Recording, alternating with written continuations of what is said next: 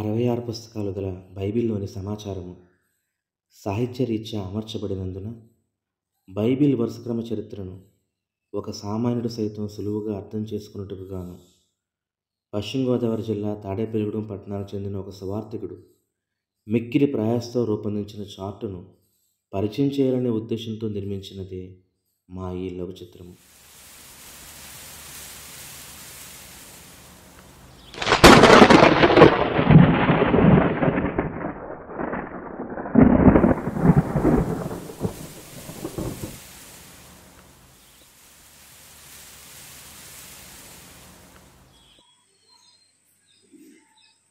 ఏంటని ఇది? ఏమోరా, ఇంకా సండే స్కూల్ పిల్లలు వస్తారు కదా, అవును అదుగుతాం.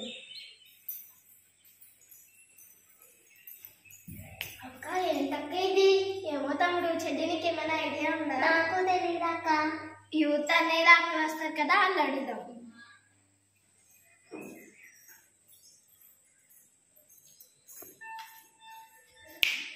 ఇదేంటో నాకు అర్థం కావట్లేదు, కొంచెం చెప్తారా?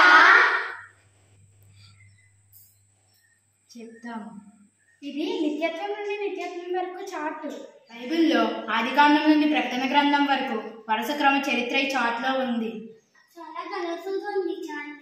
అవును, ఒక్క విషయాన్ని ఒక్క రంగు ద్వారా సూచించారు. పైన పీచ్ కలర్ లైట్ ఏంటన్నయ్య? అది సుమారు కాలాన్ని సూచిస్తుంది. ఉదాహరణకు క్రీస్తు పూర్వం 1500లో మోషే ఉన్నట్టు తెలుస్తుంది. పైన గ్రే కలర్ లైన్ ఏంటక్క? బైబిల్ పుస్తకాలు సూచిస్తుంది. ఉదాహరణకు హేబేలును ఆది కాండంలో చూడగలరు. స్టార్టింగ్ లో ఉన్న స్కై బ్లూ కలర్ ఏంటన్నయ్య? అది సృష్టి నిర్మాణానికి ముందున్న నిత్యత్వాన్ని సూచిస్తుంది. మరియు లాస్ట్ లో కూడా స్కై బ్లూ కలర్ ఉంది కదా, అది సృష్టి అంతమయ్యాక నిత్యత్వాన్ని సూచిస్తుంది. సృష్టి అంతమయ్యాక పరలోకము నరకము నిత్యము ఉంటాయి. ఈ చార్ట్ లో మెయిన్ గా 3 కలర్స్ ఉన్నాయి, పింక్, ఎల్లో, స్కై బ్లూ. అవి ఏంటన్నయ్య? బైబిల్లో ఉన్న 3 యుగాలను 3 కలర్స్ తో రిప్రజెంట్ చేశారు. అవును, పితరుల యుగాన్ని పింక్ కలర్ లో చూడొచ్చు. పితరుల యుగం అంటే సృష్టి ప్రారంభం నుండి ధర్మశాస్త్రం పొందేంత వరకు ఉన్న కాలం. ధర్మశాస్త్ర యుగాన్ని ఎల్లో కలర్ లో చూడొచ్చు.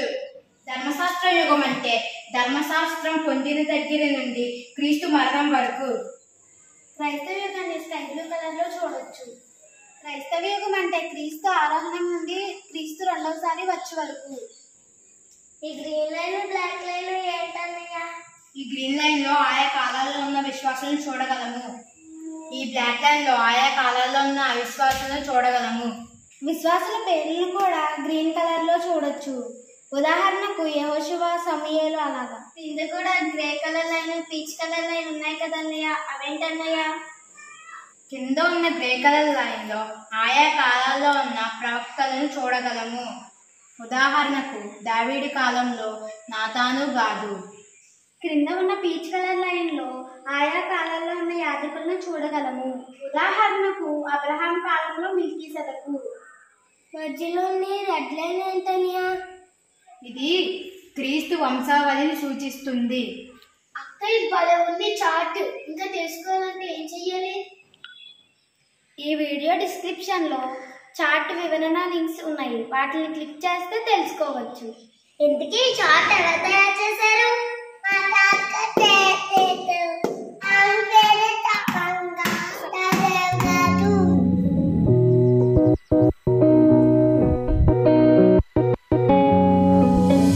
ఈ చార్ట్ తెలుగు మరియు ఇంగ్లీష్ భాషల్లో దొరుకుతుంది. కన్నడలో కూడా రైట్స్ తీసుకొని తర్జుమా చేశారు.